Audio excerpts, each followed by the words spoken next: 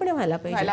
उमेश पाटील आपल्याबरोबर आहेत. उमेश पाटील, ही अशी चाचपणी सुरू आहे असं वाटतं का? कारण तंबाखूचे दुष्परिणाम माहिती नसतील दिलीप गांधींना असं नाहीये, मात्र अशा प्रकारची वक्तव्य करायची आणि एकूणच काय वातावरण निर्मिती होते याची चाचपणी करायची ही जुनी सवय आहे का भाजपची?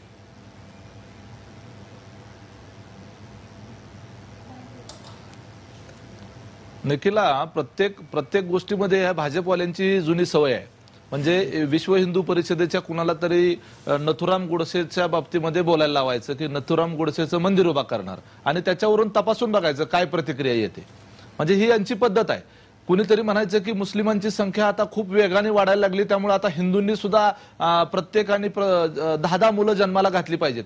त्यांच्यापैकीच कुणीतरी म्हणायचं.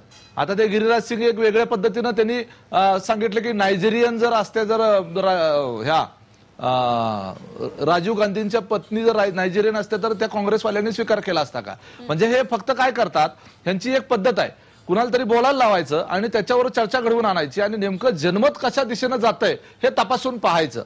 हे अशा पद्धतीची यांची पद्धत आहे. हे दिलीप गांधी जे आहेत हे जाणीवपूर्वक बोललेत. त्यांना माहित नाही का सगळ्या देशाला कळतंय. आता इथं तज्ञांची सुद्धा आवश्यकता राहिली नाही. एवढं लोकांना माहित झालंय की तंबाखूमुळे कॅन्सर होतो. हे अनेक लोकांना हे आता तज्ञांनी न सांगता सुद्धा आता सगळ्यापर्यंत पोहोचलेलं आहे. हे नव्यानं आता सांगायची आवश्यकता नाही. तरी सुद्धा या कमिटीमध्ये मी जे मगापासून वारंवार म्हणतोय की तंबाखूवर आधारित असलेले जे उद्योगपती आहेत, ज्यांचे उद्योग आहेत, त्या उद्योगपती खासदारांना या कमिटीमध्ये घेण्याचा उद्देश काय? 10वी पास असलेले दिलीप गांधी फक्त, आणि 10वी पास असलेले दिलीप गांधी यांना त्या ठिकाणी त्या कमिटीचे चेअरमन म्हणून चालतात. परंतु टाटा मेमोरियल हॉस्पिटल सारखं जे कॅन्सरवर संपूर्ण त्यांचं कारकीर्द जी आहे ती संशोधन करण्यात गेली, त्यातला एखादा डॉक्टर त्या कमिटीमध्ये असू नये.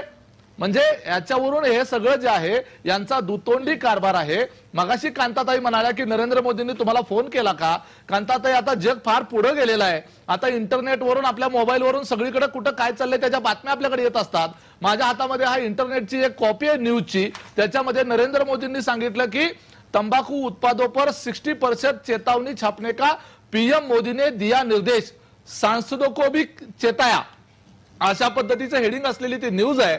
आणि त्यांनी ओपी नड्डा आताचे जे तुमचे जे केंद्रीय आरोग्य मंत्री आहेत त्यांना निर्देश दिलेले आहेत की ते जे चेतावनी जे त्या तंबाखूजन्य पदार्थांच्या पाकिटांवर द्यायचे ती 40% ऐवजी 60% करावी, अशा पद्धतीचा त्यांनी निर्देश दिलेला आहे. मगाशी त्याच्यावर मी चर्चा केलेली आहे. परंतु हे सगळं जे आहे हे सगळं प्लॅनिंगने चाललेलं आहे. एका बाजूला त्यांचं जाहीरपणे मीडियाच्या समोर कांताताई सारख्या प्रवक्त्यांनी याचा निषेध करायचा आणि दुसऱ्या बाजूला त्याच संबंधित असलेल्या कमिटीच्या चेअरमननी जाहीरपणे सांगायचं की तंबाखूचा मूळ कॅन्सर होत नाही.